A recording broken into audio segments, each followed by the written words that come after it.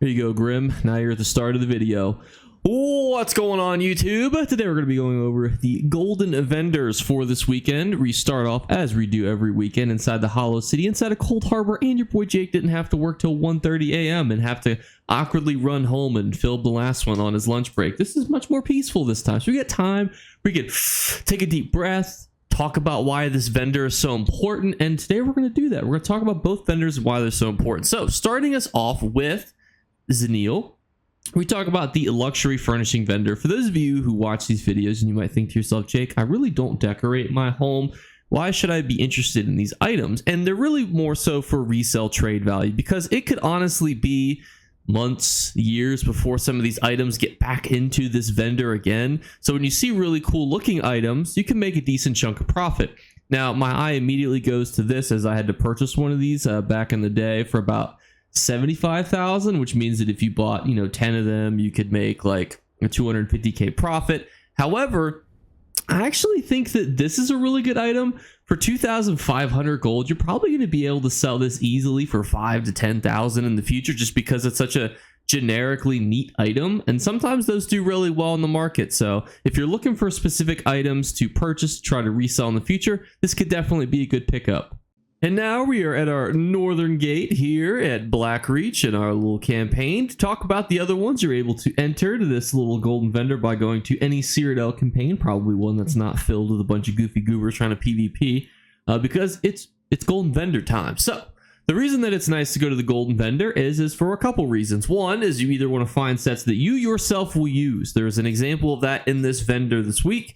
And you also want to consider sets that might just have a good resale value. Now, the sets that they pull from are every set pretty much in the game. Monster sets, which are not sellable, and then dungeon sets, which are also not sellable, but then they also have overland sets, which are sellable. So now you can see this first one, Blood Drinker, granted, is garbage, but this is a PvE bind on pickup item, which means that you would not be able to sell this in the future. Granted, it's garbage, so we don't have to spend a lot of time on it, but I think this is an important distinction, because Elegant Necklace is, in theory, sellable. It's one of those things where I just don't think that it's very good. I've seen it used before many patches ago. It may become good again in the future, but it's certainly not a worthy investment to sink money into.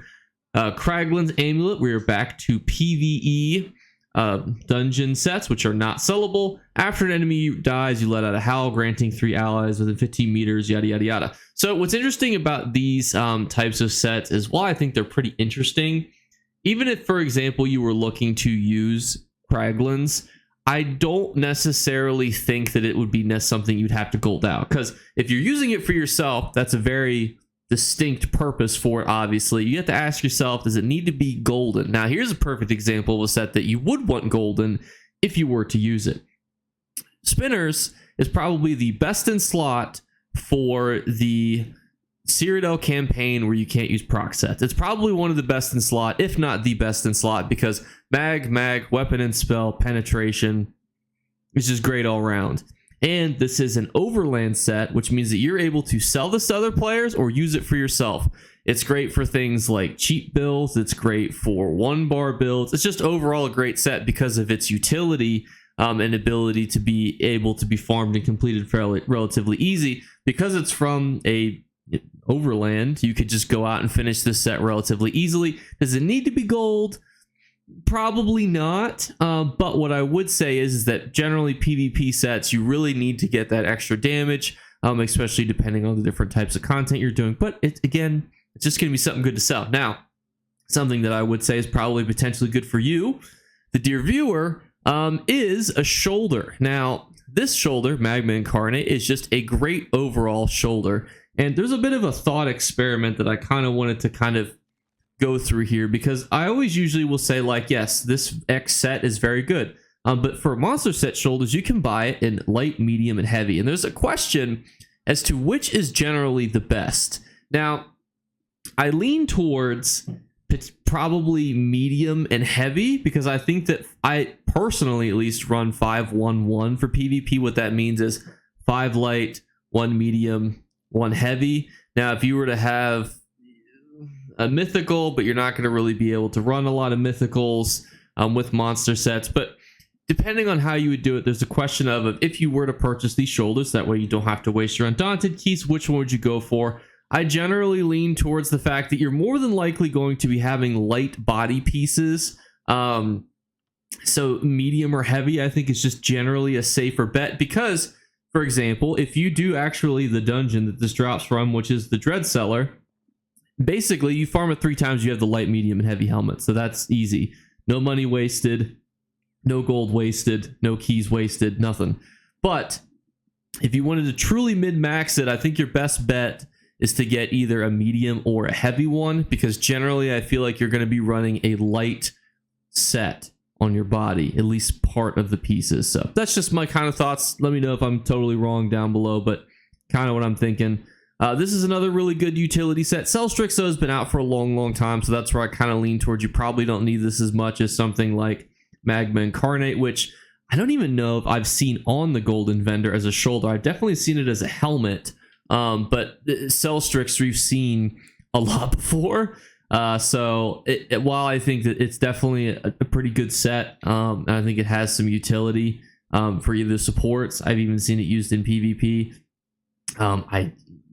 You probably already have it at this point if you are going to be a person that's going to use it in the future. But a lot of you guys are always like, I want to be a support character. I want to kind of go into dungeons, maybe as a healer, or maybe as some sort of support role.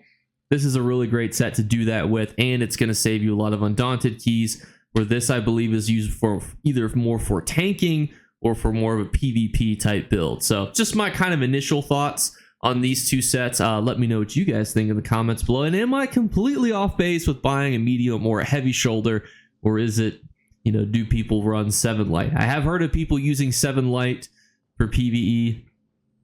It just depends, I guess, on the numbers that you can get through parsing, which I am not an expert in. I have hit over 100,000, but that is few and far between.